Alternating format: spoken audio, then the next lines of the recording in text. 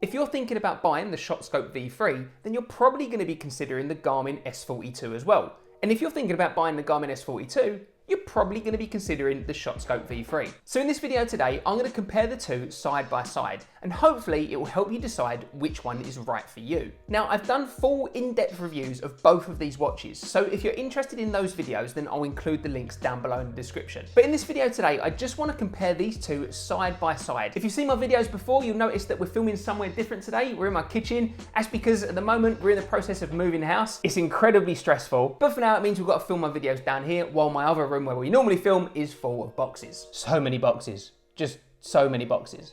Both of these watches are fundamentally GPS watches. They do exactly the same job. So in terms of actually knowing distances to the hole, to the front of the green, to the back of the green, to hazards, to bunkers, all those kind of things, both of these do this really, really well. But the real differences comes from the additional features that each of these watches have, as well as the price points. So the Shotscope V3 currently retails in the UK for around £180, whereas the Garmin S42 retails for about £90 more. So there is a significant price difference between these two watches. Let's get the obvious stuff out of the way first. And with the Shotscope V3 being considerably cheaper than the Garmin, then in terms of the build quality and some of the features, it is just a little bit more limited compared to the Garmin. You've got quite a basic display. It's not touchscreen. You've got 4 buttons on the outside of the unit, and the information is shown in a white font with a blue tinged backlit background. With the Garmin, you have got a full color touchscreen display. You've got 1 button on the side there, which is just used to kind of go back and to use through the menus.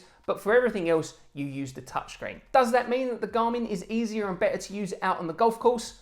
Not really, to be honest. I didn't have a problem with using either of these watches, but the colour screen on the Garmin does mean that this is a nicer watch to look at in general, and also means that you've got a few more options if you want to use this off of the golf course as a regular watch. You can see here that you've got several different faces on the Garmin that you can choose from. And overall, if you compare the two watches, then absolutely the Garmin does have a more pleasing aesthetic to it. It does feel a little bit more higher quality when you compare the two.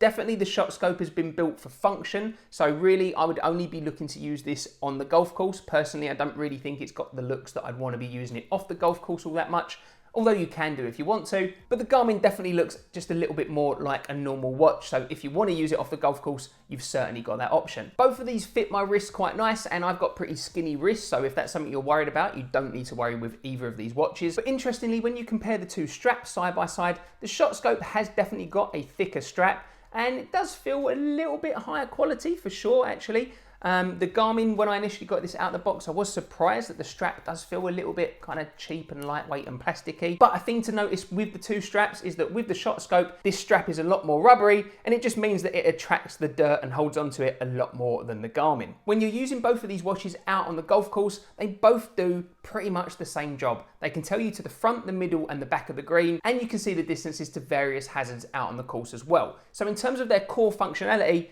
I don't have a problem with using either of these. Both of these performed really well. In terms of battery life, then I easily got 2 rounds of full golf, as well as plenty of standby time from both of these batteries. So again, to be honest, that's not something that's really a concern with either of these. You can track the distance of your last shot with both of these watches, and then when you get to the green, both of the watches ask you to confirm the number of putts that you took.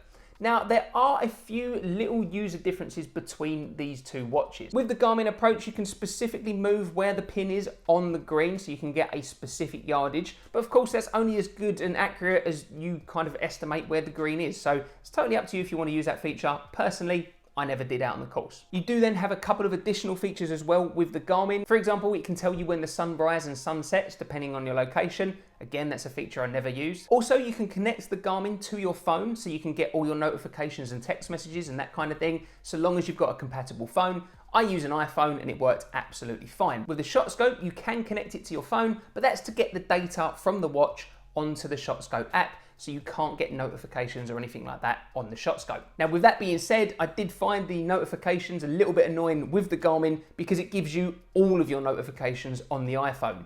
It's literally everything or nothing. Now, personally, I just want to get my text messages and my phone calls. Apparently, if you use an Android phone, then you can have the notifications tailored a bit more specific for what you want, but with an iPhone, it's all or nothing. One other thing to note when using these out on the course, and that's the way that these display the distances to hazards and layup yardages and that kind of thing. With the Garmin, you get this kind of chart approach with all these lines up on the side of the screen, and then it will give you the distances to the bunker or to the water or laying up approach shots, that kind of thing, to various yardages. On the Shotscope, what you get is actually a little image, so you get a bunker image or you get a little water image, and it tells you to carry and to the front of each of those yardages, and you just scroll up through them. To be honest, both work absolutely fine. I find the Garmin a little bit weird, first of all, when I'm using it. It took me a little while to get used to, but neither of these watches show you a full display of the whole layout. So that pretty much covers the two watches side by side when you're out on the course.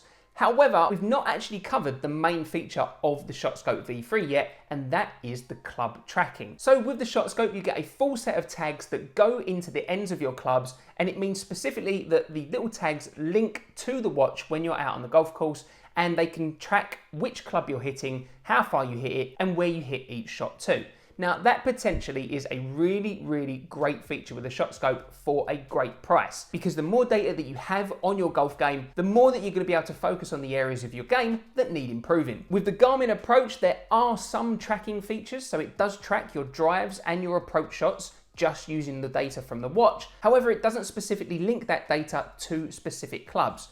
You can get much more specific information, pretty much information that is the same as the Shotscope, with the Garmin tags, but they cost you an extra £200. So 270 odd pounds for the watch plus £200 for the tags, compared to £180 for the watch and the tags. Now, as I showed in my full review of the Shotscope, that tracking system didn't work perfectly, and you have to make sure that you edit the details after the round in the Shotscope app, which can be a little bit fiddly. So which of these watches should you buy? Well, if you're really keen on understanding your game and tracking your data and knowing where to improve, then really it's got to be the Shotscope V3. At £180, the Shotscope is giving you so much more data compared to the Garmin S42, and the Garmin costs an extra £90. Now you've got to be willing to accept that the shot tracking with the V3 isn't perfect, and it will miss some shots on occasions, so you are going to have to make sure that you go back and edit the details in the app to get the full benefit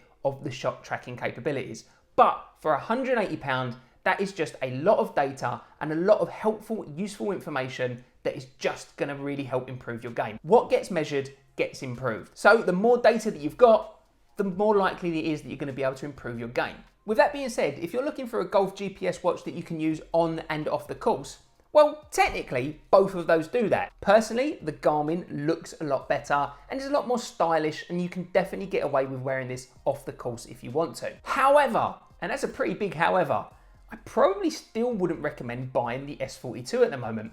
I'd actually recommend checking out to see if you can buy the previous version, the Garmin S40. Now that watch, if you can find it, retails for significantly less than the newer Garmin S42, and it has pretty much all the same features. It looks very similar, it performs the same, it's just that the new version has a slightly improved battery life. Now, while this does have a full colour touchscreen and it looks far superior compared to the Shotscope V3, it doesn't necessarily look as good as an iWatch. So I've got here my Series 6 iWatch, and the screen on the iWatch is just infinitely better compared to the screen on the Garmin. So if you're thinking that you're going to get the best quality screen for the money, well, you might want to consider using what you've already got if you own an iWatch. If you found this video helpful, then make sure you hit that like button, and I've included my full reviews of both of these watches here so you can check out how I really got on with them in full in-depth detail.